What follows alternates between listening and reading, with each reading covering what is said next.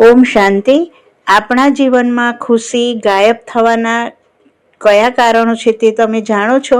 પહેલું તો આપણે આપણા જીવનમાં ટેન્શન, તણાવ તેનું સ્થાન આપ્યું છે.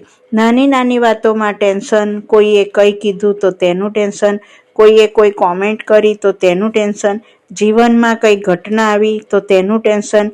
આ રીતે આપણે ખુશીને આવવા જ દીધી નથી.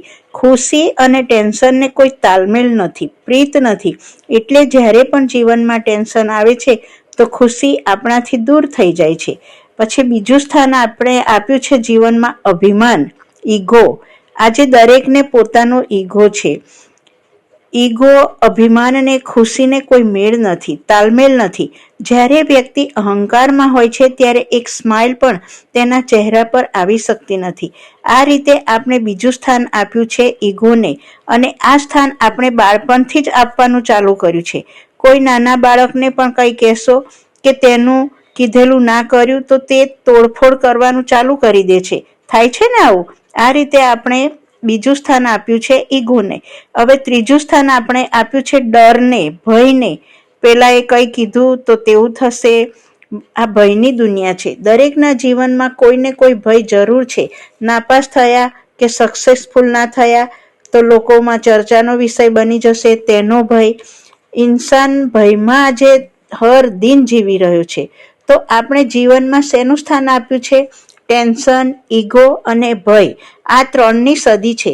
એટલા માટે જે આ ત્રણેયને સ્થાન આપ્યું છે ત્યાં ખુશી માણસને જોવા જ નથી મળતી. ખુશીમાં માણસને પ્રીત જ નથી. ખુશી આવવાના માર્ગ છે, પરંતુ આ ત્રણેય ટેન્શન, ઈગો અને ભયને બેઠેલો જોઈને ખુશી દૂર ભાગી જાય છે. અને પછી કહીએ છીએ કે આપણા જીવનમાં ખુશી જ નથી. આજ મનુષ્યને ખુશીનો અનુભવ કરવા માટે લાફિંગ ક્લબ જોઈન્ટ કરવા પડે છે, બગીચામાં જઈને હસવું પડે છે. ઘરમાં હસી નથી શકતો, અને જો ઘરમાં હસવાનું ચાલુ કરી તો પહેલા તો ઘરવાળા જ પૂછે છે કે ભાઈ શું વાત છે, કેમ આટલું બધું હસો છો? આ રીતે કહેવામાં આવે છે કે ખુશી જેવો કોઈ ખોરાક નથી. તો ખુશીને આવવાનો મોકો આપો તો તે તમારી લાઈફને બદલી નાખશે. કેટલું સુંદર જીવન બની જશે. તો કાયમ હસતા રહો. ઓમ શાંતિ.